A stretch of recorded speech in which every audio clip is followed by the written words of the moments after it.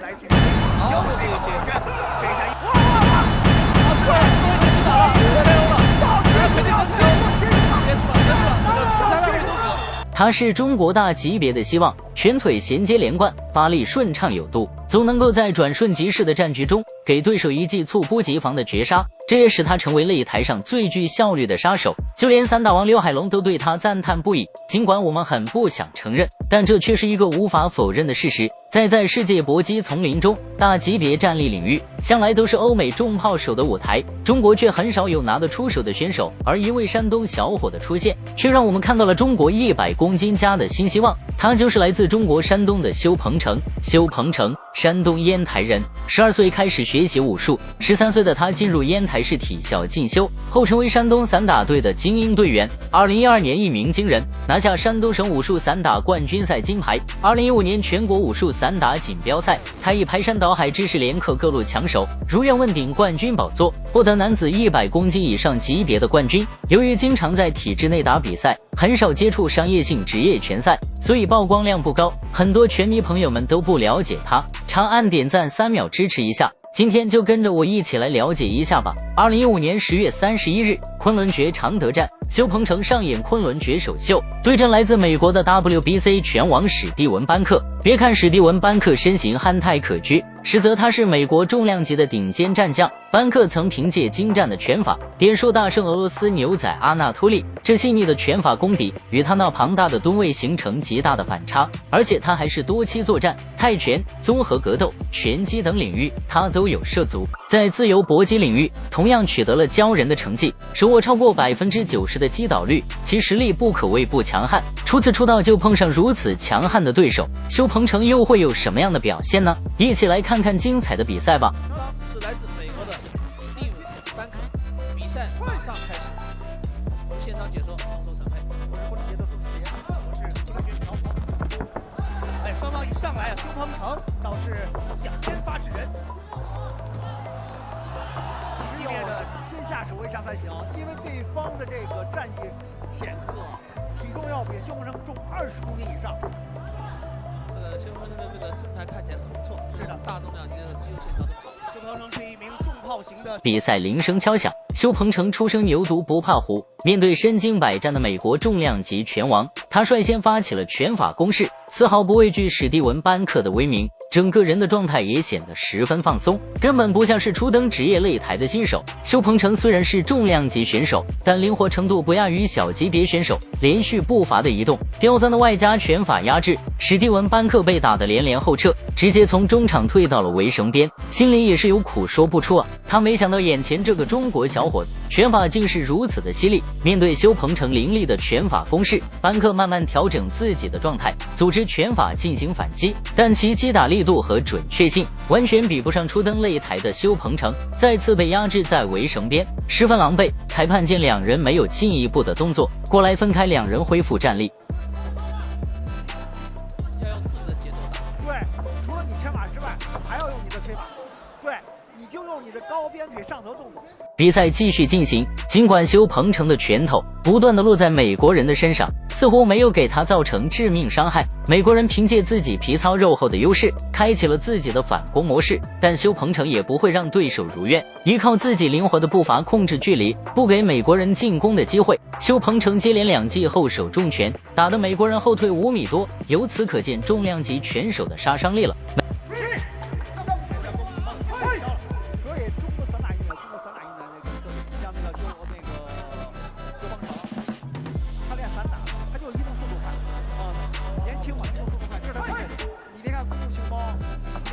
20公斤，他的现在不希望全马还没发挥出来。美国人再次发挥自己抗揍的能力，即使是被修鹏程打得节节溃败，他在绝境中亦发起了反击。乱战中，一记左手摆拳命中修鹏程，威力巨大，修鹏程立马抓住机会，一个接腿将对手放倒，为自己争取回血的时间。这就是大级别之间的对决，往往一拳就能决定比赛的胜负。一定要控制好距离，不让他的重拳打出来。在称重的时候呢，功夫熊猫的体重大概是140多公斤，所以这一拳啊，整个体重压上去，给挨了美国人一记重拳之后，修鹏程的鼻子已经出血了。这一拳的威力果然恐怖，还好修鹏程也足够顽强，这要是一般人估计直接就被打趴了。随着比赛的深入，在两人激烈的拳法对拼当中，结束了第一回合的比赛。打了一记重拳，是的，非常的精彩的第一局。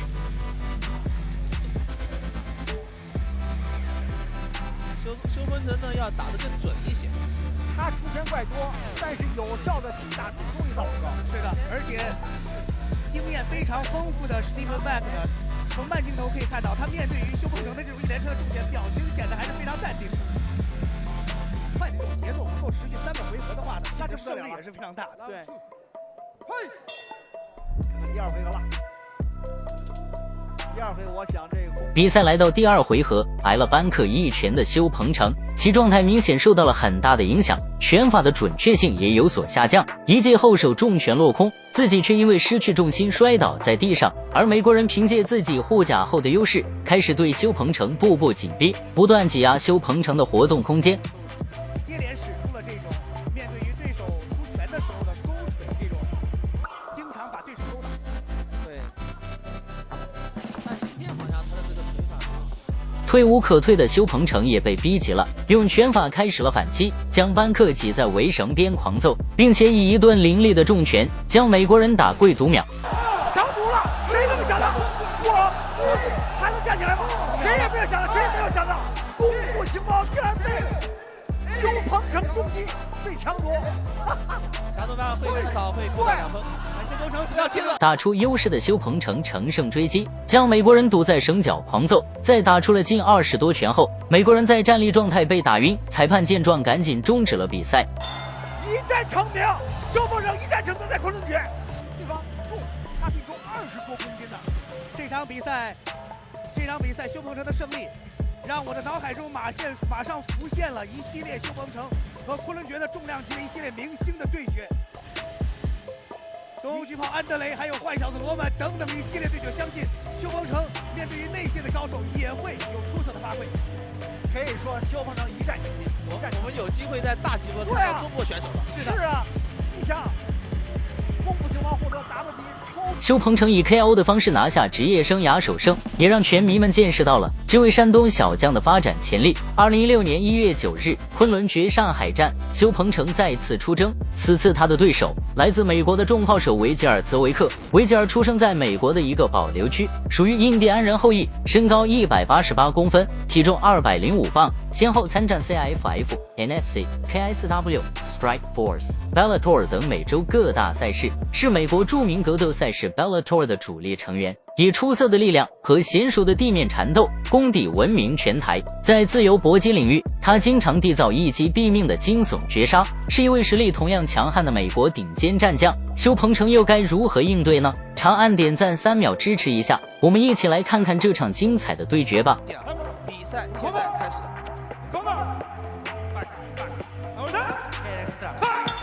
好，第一局比赛开始。修鹏程这位选手呢，是身高是非常的高，而且是特别的灵活。比赛铃声敲响之后，修鹏程依旧是选择主动进攻，直接贴上去和对手进行拼拳。维吉尔一看修鹏程的动作，立马就识破了他的意图。面对修鹏程的压迫，维吉尔丝毫不慌张，用重拳进行反击。两人进入短兵相见。要知道，大级别的选手往往都拥有一击必杀的能力，如此凶悍的拳法对攻，稍有不慎就可能被对手 KO。看来两人都不想把比赛的结果交给裁判。像第一局双方打得非常的这个激烈，很少见到大区别第一回合这么激烈的。曾经在史泰龙的《洛奇》电影当中，他曾说：“人生就像一场拳击赛，不在乎你要走多远，而是你头上来了多少拳，你还能够冒着暴风骤雨而前行。”这就是形容的维吉尔。看修鹏程的顶膝，双方真是一下就进入了对拼的这种情况了。对。速度和节奏都非常的快。修鹏程这位选手，大家看到他个子虽然非常的高，而且体积非常大，但是他的爆发力还有拳腿的连接的流畅性都是极为的出色，像一个中小级别选手。现在的大级别选手其实也非常灵活，像刚才的这个修鹏程直接高边就上头。是的，看到这场比赛，维吉尔面对于修鹏程。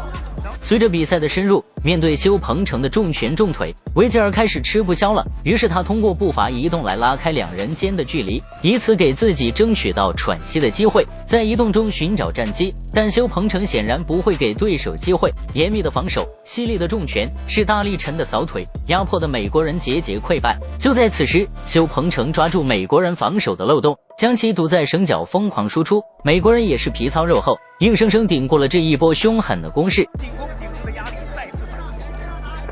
双方拼得太凶了，像今天的比赛很有可能要有人被 KO 掉。是的，第一回合双方就这样对过，在大级别上特别有风险。看谁的护身后落。维吉尔的，应该是修鹏程的双方对拼实在是太火爆了，双方在中近距离啊几乎没有1秒钟的停歇。比赛继续进行。看到维吉尔他的战架是比较正面朝前的一个战架，这跟修鹏程战架。修鹏程继续步步紧逼，不断拉近两人之间的距离。就在电光火石之间，修鹏程一记又准又狠的拳头命中了美国人的面门，将对手击倒读秒。这是个迎击拳，维吉尔站了起来，能否继续？这个自由搏击的比赛，如果被比赛重启后，维吉尔并不动声色，不断找寻修鹏程的漏洞，向修鹏程发起反击，但他的愿望并没有实现，一直到第一回合比赛结束。击倒他。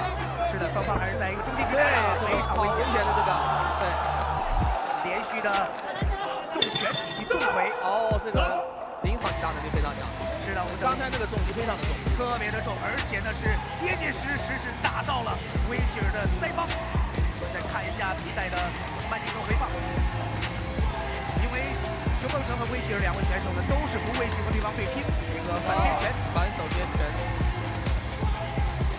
这是一名选手，真结实，直接砸在这个。分明的抗击打力是超强的一名选手。好，第二局比赛开始了。上来先是一扫踢探路。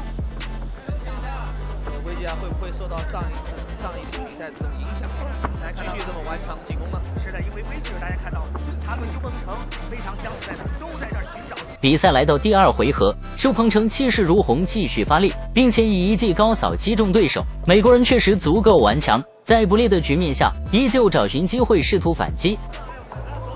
看到修鹏程啊，他的场外的指导在说，真的假的，混合起来打。有这个险，很危险，这个维吉尔危险。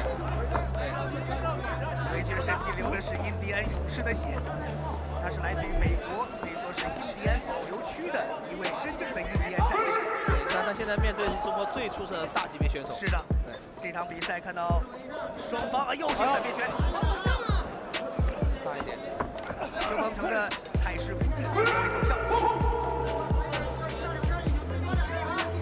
这是因为是自由搏击的比赛，这时候可以用拳，也可以用膝，但是不能用手。是的，而且在昆仑决的比赛当中，膝法是可以连击的。如果说是你处于一个主动进攻的一个势头，对，可以连续膝法，而且可以上头。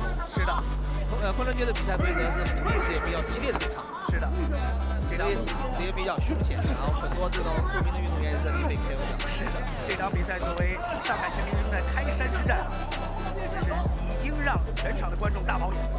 随着比赛的深入，由于前面拼斗过于激烈，两人体力透支十分的严重。修鹏程敏锐地嗅到了战机，在躲过维吉尔一记转身后蹬后，一记后手拳长驱直入，稳稳地命中对手脸颊，直接听见啪一声巨响，维吉尔当场倒地，整个人直接摔出了擂台外。他努力地想要爬起来，但修鹏程拳头杀伤力太大了。裁判见状宣布比赛 KO 结束。看，都是同一个部位。是的。因为维吉尔呢，他的这个左手的前平勾是非常具有杀伤力，而修鹏程的是让他这个前手的平勾没有打出来之前，直接切入后手拳 KO。所以这事情他也是一个利弊，他的前手平勾拳比较好，他经常做好进攻的准备，但反手明显是有点疏忽。是的，两次在同一个地方犯了防守错误，你看几乎没有防守的错误。